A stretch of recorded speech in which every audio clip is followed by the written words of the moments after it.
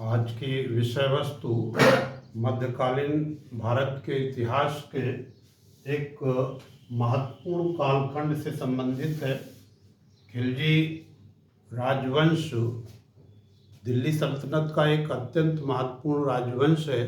यद्यपि खिलजियों का शासन सबसे अल्प रहा, मात्र 30 वर्ष शासन रहा खिलजी शासकों का, और लगभग 5 दिल्ली सल्तनत के सुल्तान इस काल में आए। किंतु यदि महत्व देखा जाए तो शायद अलाउद्दीन खिलजी ने एक विशेष इतिहास रचा। आज उसी के क्रम में खिलजी वंश का अध्ययन करेंगे।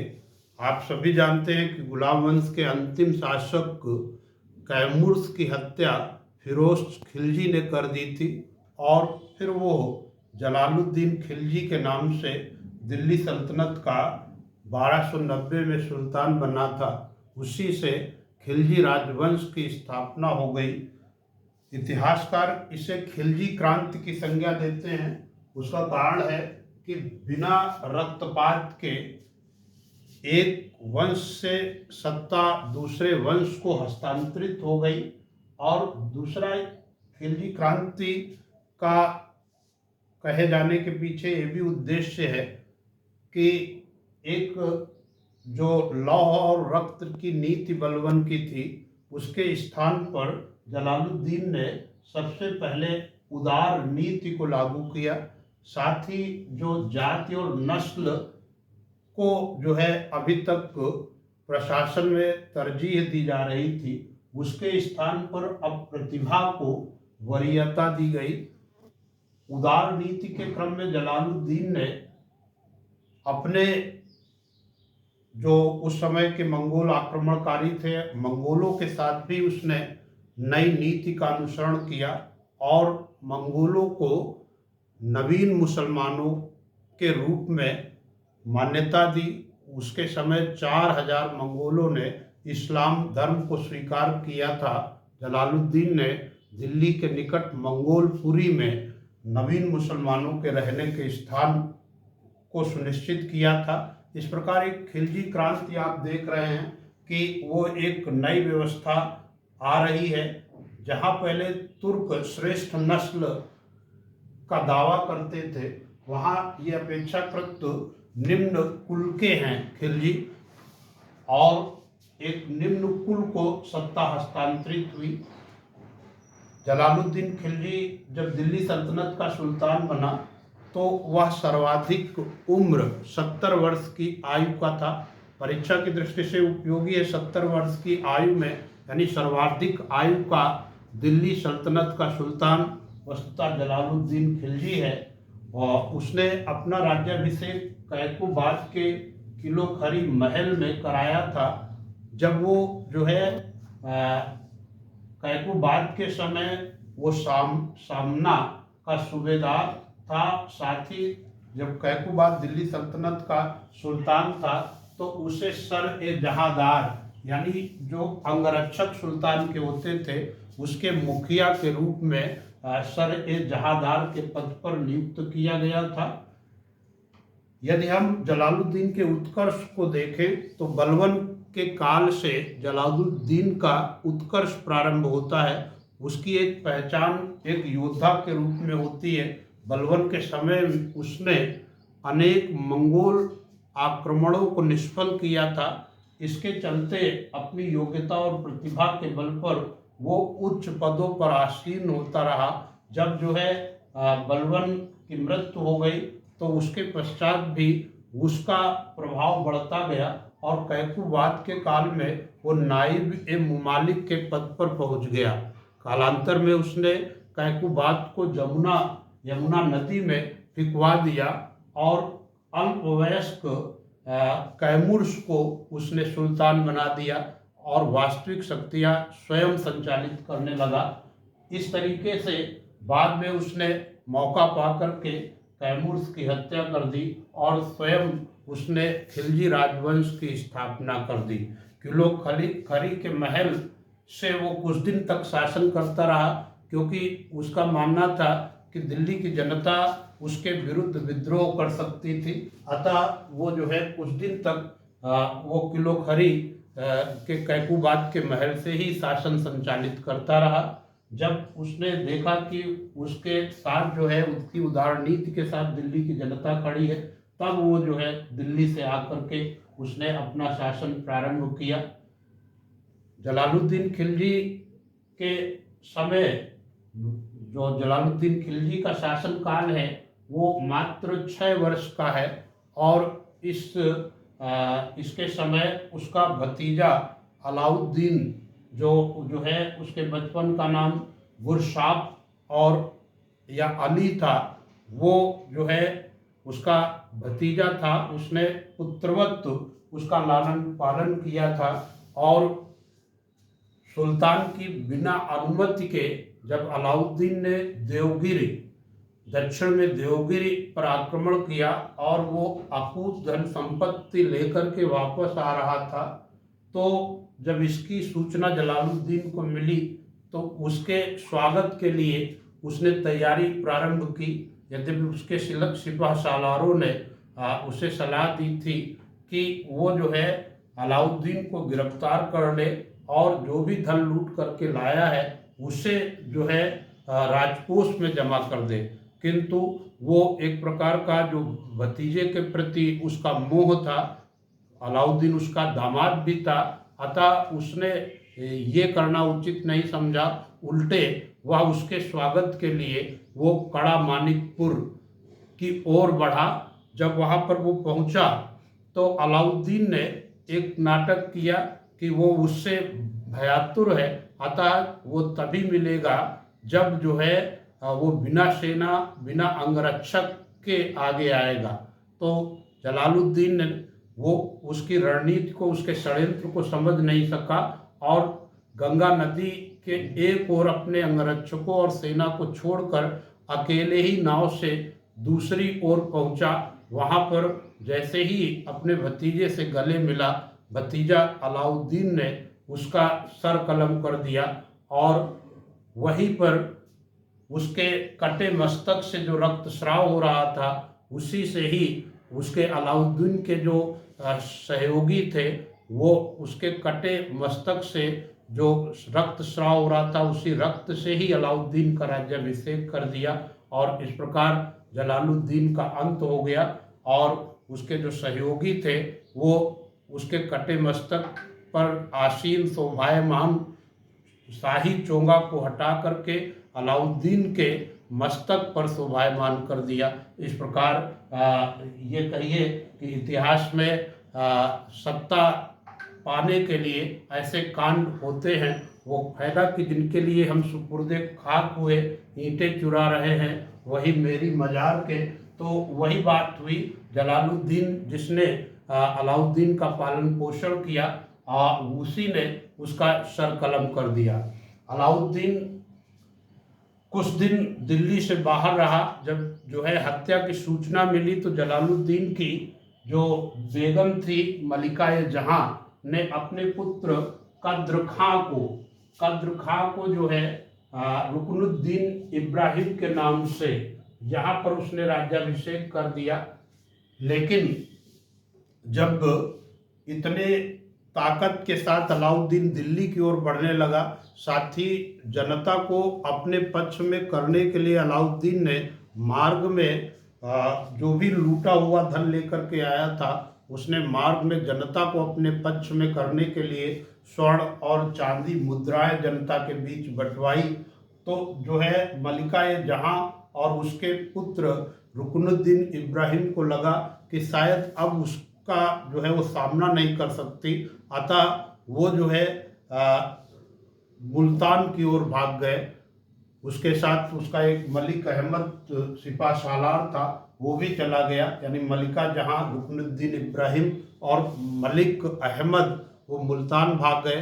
अब दिल्ली आकर के अलाउद्दीन ने एक बार पुनः 12 अक्टूबर 1296 में अपना दोबारा राज्याभिषेक कराया, विधिवत राज्याभिषेक कराया। और राज्याभिषेक करने के उपरांत ही अलाउद्दीन ने सिकंदर शानी या सिकंदर द्वितीय की उपाधि धारण की और विश्व विजय की नीति का निर्धारण कर दिया।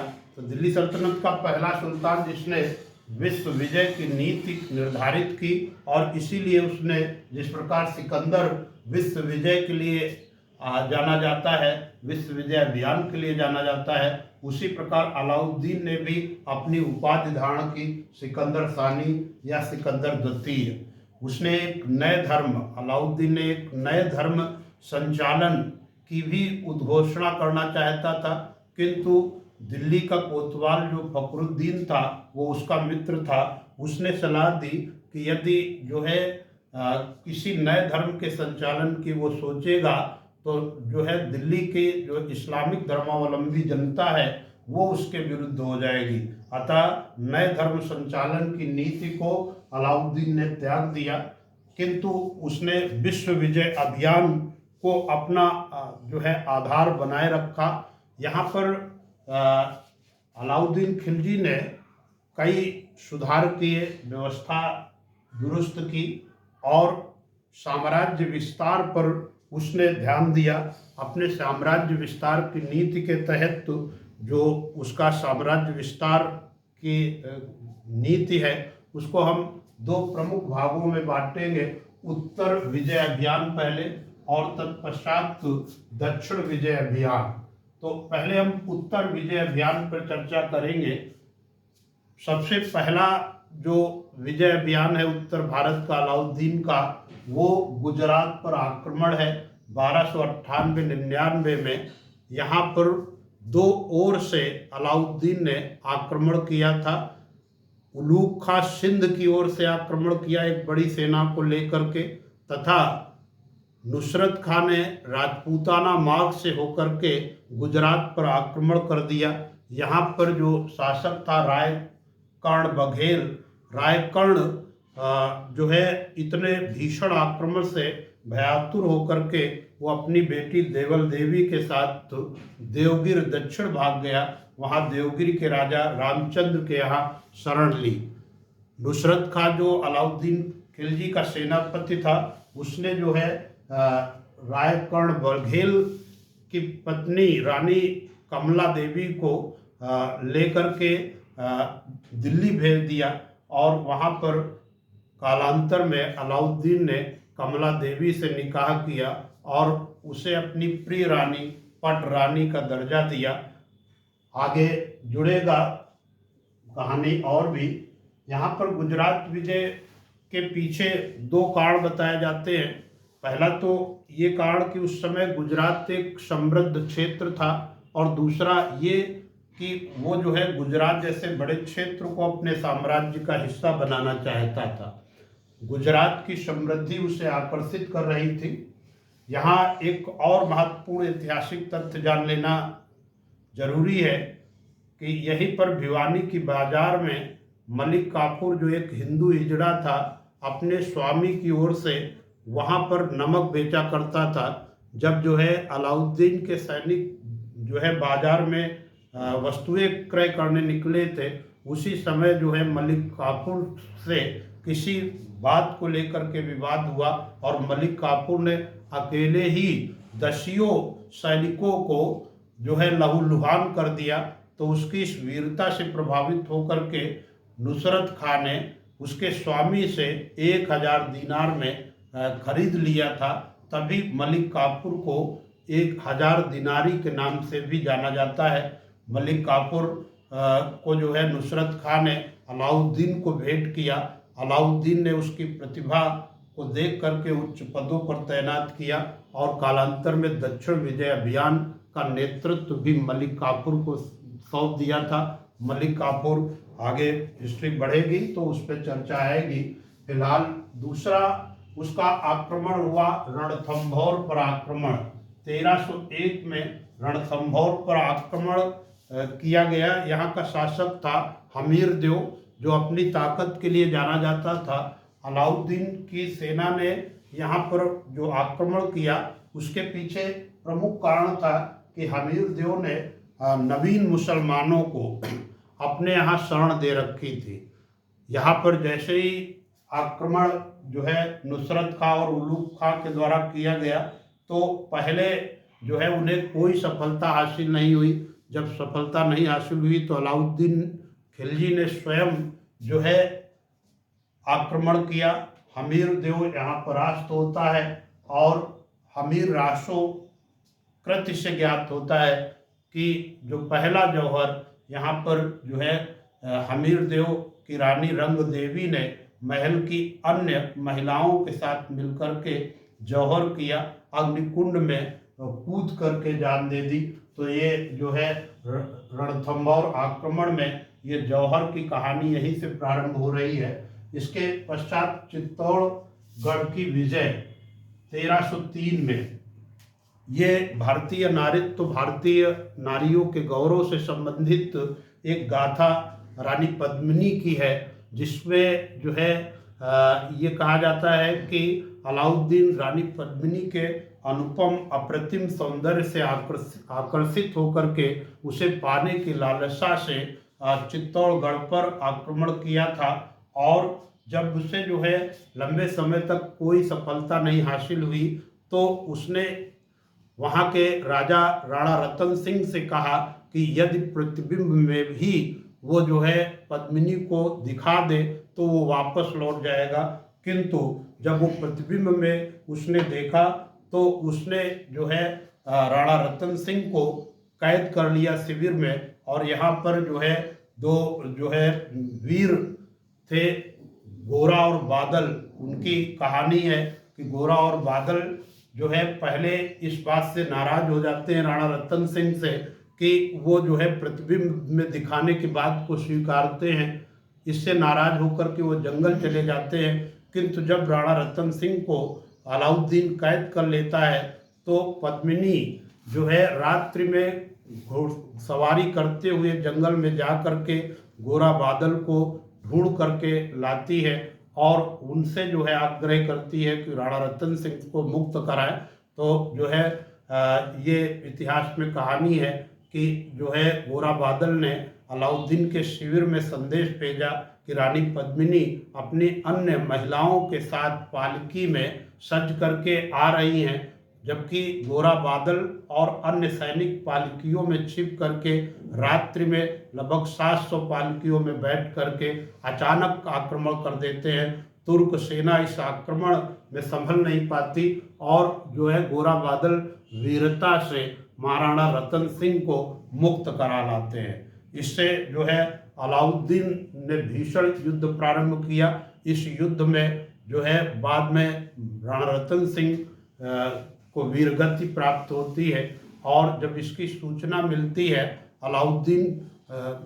इसकी सूचना जब रानी पद्मिनी को मिलती है तो उन्होंने अन्य रानियों के साथ मिल करके चित्तौड़गढ़ के किले से कूद करके जौहर कर लिया। इसका जो है बखान साहित्य में भी है और जो है मलिक मोहम्मद जायसी ने अपनी एक कृति पद्मावत लिखी है जिसमें इसका उल्लेख व्यापक रूप से किया है। भारतीय नारी के सम्मान, उसके गौरव की बात अगर देखी जाए तो पद्मिनी का इतिहास जो है सदैव अजर अमर रहेगा।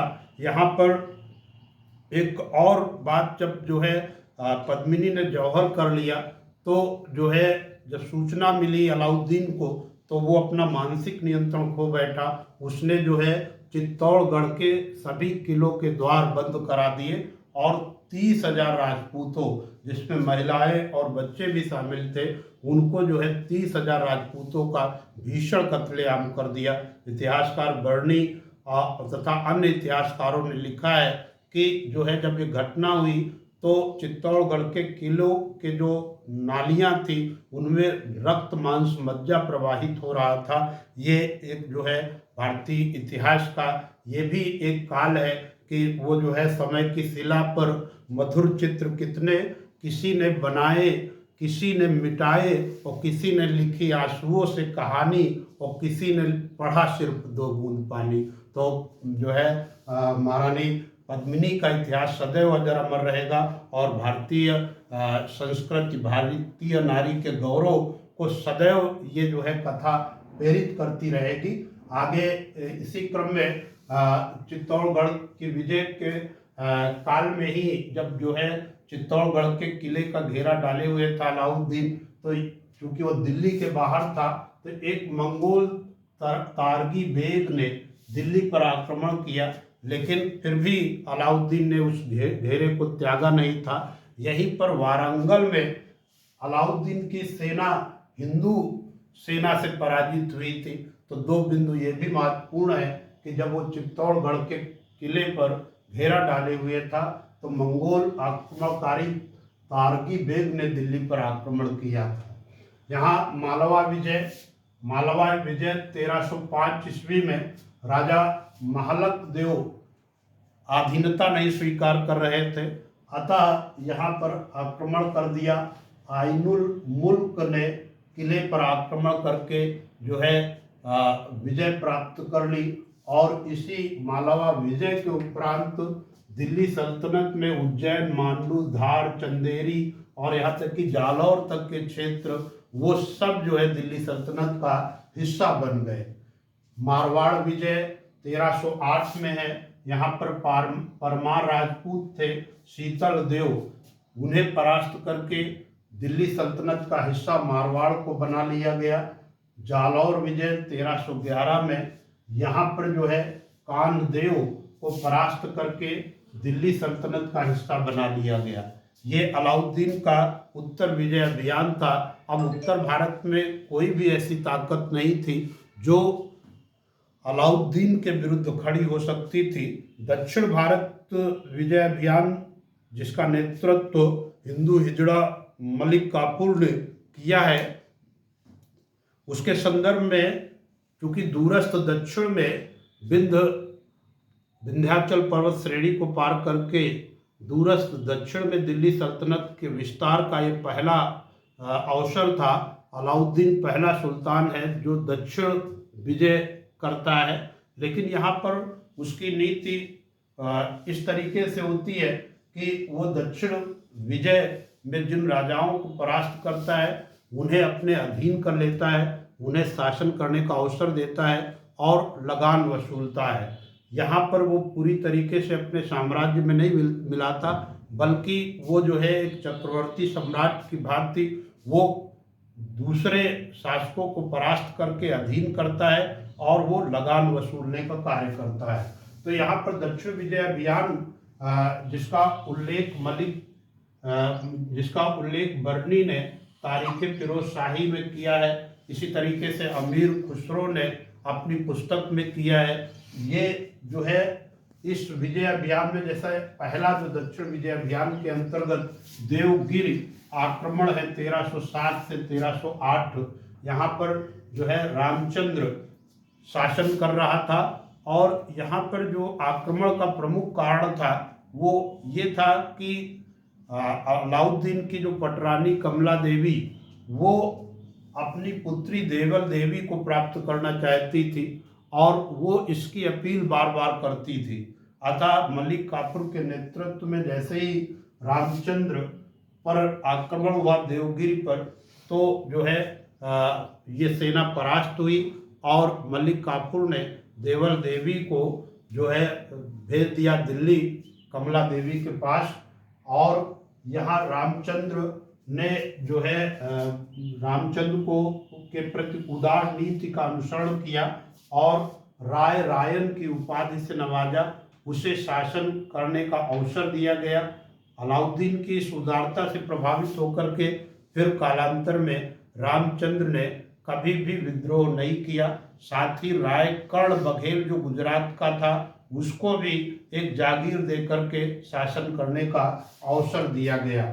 देवल देवी जो कमला देवी की पुत्री थी उसका जो है प्रेम संबंध अलाउद्दीन के पुत्र खिज्र खां से हो जाता है। खिज्र खां और देवल देवी की प्रणय कथा का उल्लेख अमीर खुसरो ने अपनी कृति आशिका में किया है, और वो जो है आशिका कृति जो है वस्तुतः देवल देवी और खिज्र खां के प्रणय संबंधों पर ही आधारित है।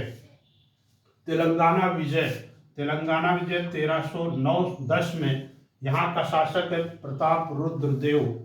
यहाँ आक्रमण करने के पीछे मलिक काफूर का उद्देश्य ये था कि प्रताप रुद्रदेव ने रामचंद्र जब जो है देवगिरी पर आक्रमण किया था तब रामचंद्र की सहायता की थी।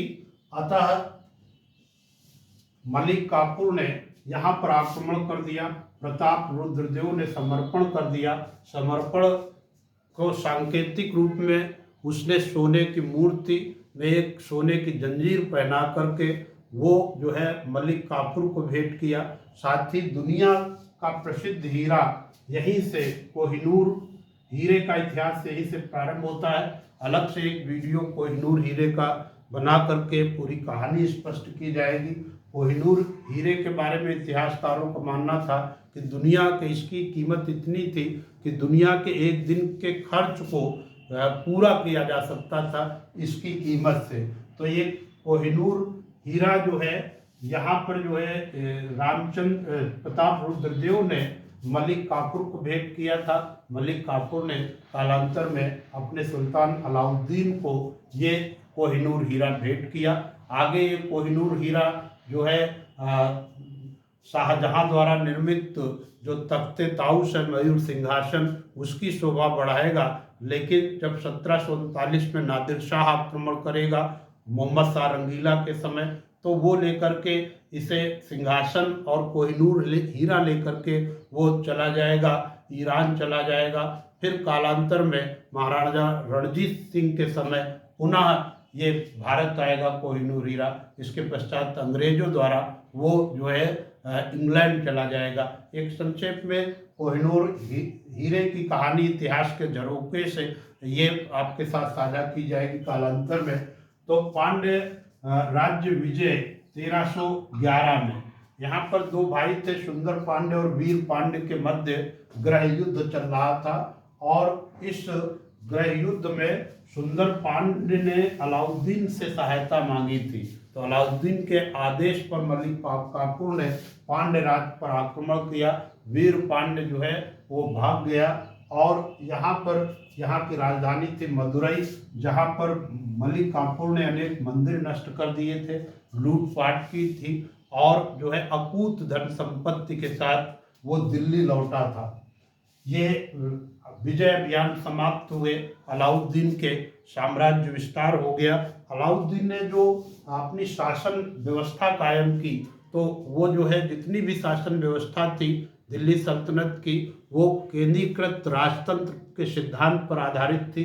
यानी सभी शक्तियों का अंतिम स्रोत स्वयं सुल्तान होता था, चाहे वो विधायी, कार्यपालिक या न्यायिक शक्ति हो, अंतिम स्रोत स्वयं जो है सुल्तान होता था। अलाउद्दीन खिलजी दिल्ली सल्तनत का दूसरा सुल्तान है जिसने बलबन के बाद विधिवत राजत्व के सिद्धांत का प्रतिपादन किया।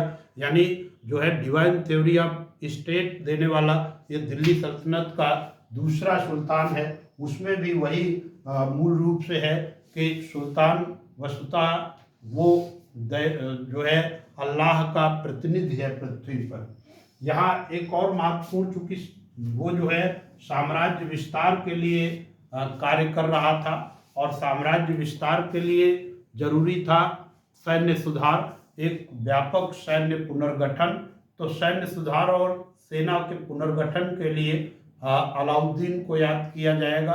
जो एकता प्रणाली थी उसके स्थान पर इसने अब एक विशाल स्थायी सेना को तरजीह दी और सेना में जो व्यवस्था लागू की कि पहली बात तो ये कि सैनिकों का हुलिया तैयार करने की बात कही। क्योंकि उस समय कोई फोटो या कैमरा जैसी व्यवस्था नहीं थी, तो सैनिकों का एक स्केच तैयार किया जाता था और उसमें जो है उसमें उसकी पहचान उल्लेखित हुआ करती थी। दूसरा ये था कि उस समय जो है एकता प्रणाली के तहत जो है घोड़े प्रायः कहीं खच्चर टाइप के घोड़े गिनवा दिए जाते थे, तो इससे प्रभावित होता था जो है शासन व्यवस्था प्रभावित होता था। और ये जो है दीवाने आरिज जो हमारा जो सैन्य विभाग था उसका एक पुनर्गठन व्यापक रूप से इसने किया था। यहाँ पर दीवाने आरिज के द्वारा जो है शाही घोड़ों पर एक पुट्ठे पर शाही मुहर लगती थी और घोड़े, ताकि ऐसे जो हमारे सैन्य अभियान में सहयोग कर सके, सैनिकों को नगद वेतन देने की प्रथा अलाउद्दीन ने प्रारंभ की थी। और वो जो है प्रत्येक सैनिक को वार्षिक 234 टका देता था और एक घोड़ा अतिरिक्त रखने पर 78 टका वार्षिक और उपलब्ध कराए जाते थे। जो भी सैन्य साजो सामान का खर्च रहता था वो भी राजकीय कोष से दिया जाता था। तो नगद वेतन देने की परंपरा को अलाउद्दीन ने प्रारंभ किया था। उसने जो है एक घोड़े वाले सैनिक के लिए एक अश्वा और 2 घोड़े वाले सैनिक के लिए 2 अश्वा जैसी शब्दावली को प्रयोग किया था। यहाँ पर अलाउद्दीन ने 4 विभागों का पुनर्गठन किया था। 4 विभाग भी स्थापित किए थे, जिसमें दीवाने विजारत एक वित्त विभाग था, दीवाने आरिज एक सैन्य विभाग जो अभी हमने चर्चा की। इसके बाद जो है दीवाने इंसा एक शाही सचिवालय के रूप में था और दीवाने रसालत ये जो है एक विदेश विभाग था जो है वैदेशिक संबंधों को देखता था। तो ये 4 विभाग जो है विशेष रूप से महत्वपूर्ण है परीक्षा की दृष्टि से। इन्हें आपसे आशा की जाती है कि आप अपने मन मस्तिष्क में संजोए रखेंगे। यहाँ पर जो है सैन्य सुधार हमने बताया और एक सैन्य सुधार के उपरांत जो आर्थिक व्यवस्था और राजस्व के सुधार की बात है, तो आर्थिक सुधार के लिए भी वो जाना जाता है। पहली बार उसने क्या किया कि जो लगान था, राजस्व था, वो अभी तक दिल्ली सल्तनत के सुल्तान 1/3 कुल उपज का लगान वसूलते थे। अलाउद्दीन ने इस लगान को बढ़ा करके 1/2 कर दिया। कुल जो है उपज का 1/2 यानी 50% कर दिया। दूसरा जो है अभी तक एक खुम्स होता था कर, जो है लूट के धन पर लगता था। अभी तक के होता था कि 25% ही राजकोष में जमा होता था और 75% जो सैनिक लूट करके लाता था उसे मिल जाता था। लेकिन अलाउद्दीन ने इसे पलट दिया और अब 75% वो खुम्स का 75% यानी लूट के धन का 75% हिस्सा राजकोष में जमा होता था, जबकि 25% हिस्सा ही वो सैनिक को प्राप्त होता था। अलाउद्दीन ने 2 नए कर चरी और घरी भी प्रारंभ कर दिए। चरी कर जो था वो वस्तुतः दुधारू पशुओं पर लगाया जाता था और घरी कर अर्थात हाउस टैक्स वो जो है गृह कर प्रारंभ करने वाला दिल्ली सल्तनत का पहला सुल्तान था। ये नए कर परीक्षा उपयोगी है जिसे ध्यान में रखना चाहिए। अगर आगे बढ़े तो हम बाजार नियंत्रण व्यवस्था मार्केट कंट्रोल पर उसने बहुत सारा कार्य किया। बाजार नियंत्रण वो क्यों करना चाहता था, उसके पीछे उसका ध्येय था, चूंकि उसने सैनिकों को नगद वेतन देने की व्यवस्था को लागू किया था, अतः सैनिकों को उचित मूल्य पर वस्तुएं उपलब्ध हों, इसलिए उसने बाजार नियंत्रण प्रणाली को लागू किया था।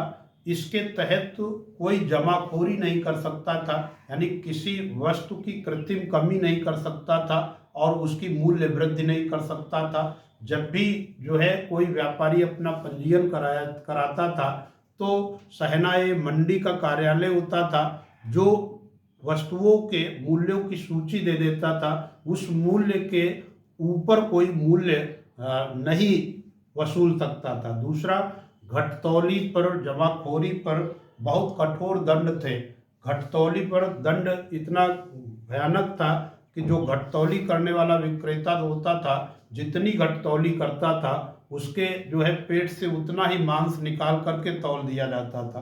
अर्थात तो ये जो बाजार नियंत्रण था उसके लिए उसने कई अन्य अधिकारी भी नियुक्त किए। मुहतसिब, मुन्नी और जो है सहनाए मंडी जैसे अधिकारी थे जो बाजार नियंत्रण व्यवस्था को देखते थे। इसके साथ ही उसने भूमि की पैमाइश करने के लिए प्रक्रिया प्रारंभ की। भूमि मापन के लिए मसाहत नामक एक इकाई को लागू किया था। भूमि पैमाइश करके लगान को लागू करने वाला ये दिल्ली सल्तनत का पहला सुल्तान था। और इसके लिए इसने एक दीवाने मुश्त खराज नामक एक पृथक विभाग की भी स्थापना की थी। अलाउद्दीन खिलजी का जो अंतिम समय था वो थोड़ा कष्टप्रद रहा, क्योंकि जब वो जो है एक रोग से त्रस्त हो गया 1316 में, तो उसके जो है नियंत्रण कम होने लगा और उसके जो उत्तराधिकारी थे वो उतने जो है प्रभावी नहीं थे। अतः जो है उसका शासन पर जब नियंत्रण शिथिल होने लगा तो उसने अपने विश्वास पात्र मलिक काफूर को दक्षिण से दिल्ली बुला लिया, लेकिन व्यवस्था सुधरती नहीं दिखी।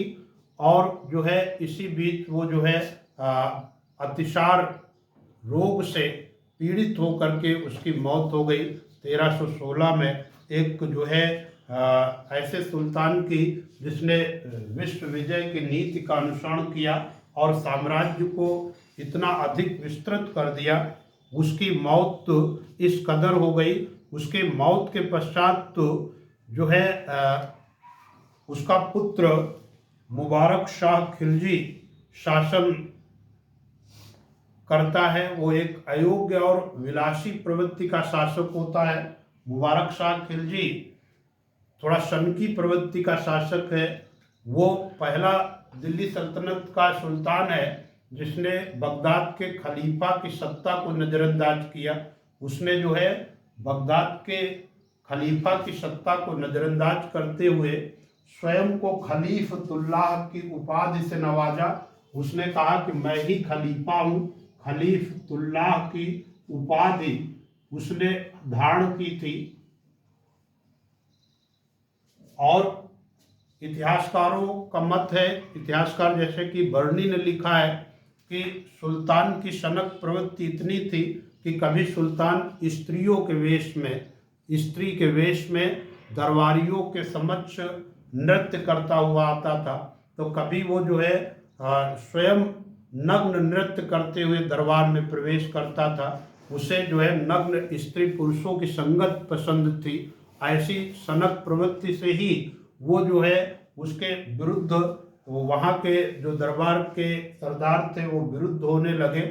इसी बीच उसकी जो पटरी उस समय के दिल्ली सल्तनत के प्रसिद्ध सूफी संत निजामुद्दीन औलिया से नहीं खाती थी, क्योंकि चाहे आम हो या खास हो, हर व्यक्ति जो है त्योहारों के अवसर पर, चाहे वो सरकारी हो या जो है निजी उच्च जो है शक्तिशाली लोग हो, वो उससे मिल करके सुल्तान से भेंट करके शुभकामनाएं देते थे। लेकिन निजामुद्दीन औलिया कभी भी उसके दरबार नहीं गए। तो इस पर जो है सुल्तान मुबारक शाह खिलजी नाराज रहता था।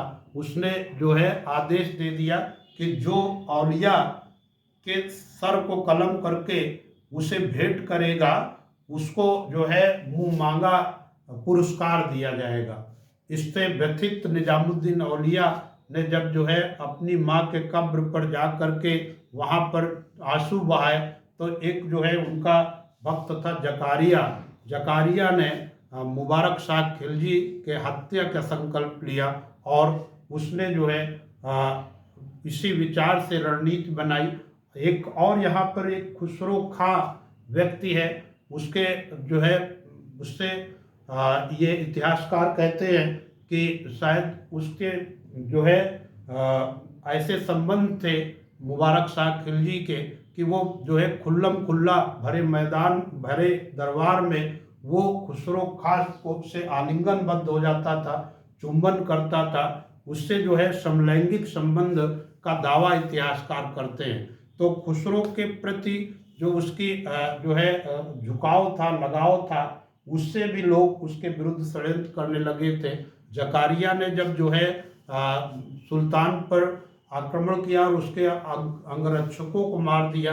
तो उसी बीच जो है सुल्तान अपनी जान बचाने के लिए वो हरम की ओर बढ़ता है। इसी बीच जो है खुसरो वो जकारिया के बाल पकड़ करके गिरा देता है, लेकिन फिर भी वो आगे जा करके वो कुल्हाड़ी फेंक करके सुल्तान मुबारक शाह खिलजी की हत्या कर देता है। खुसरो खां बाद में कुछ समय के लिए दिल्ली सल्तनत का सुल्तान बनता है। वो जो है पैगंबर के सेनापति की उपाधि धारण करता है और खुसरो शाह के नाम से शासन प्रारंभ करता है। लेकिन यहाँ जो है गाजी मलिक एक शक्तिशाली सरदार होता है। गाजी मलिक ने खुसरो खां की हत्या कर दी और इसी के साथ जो है खिलजी वंश का पतन हो जाता है। 30 वर्षों का ये मध्यकालीन भारत का इतिहास अपने उतार चढ़ाव के साथ समाप्त होता है। साथियों, बहुत बहुत धन्यवाद।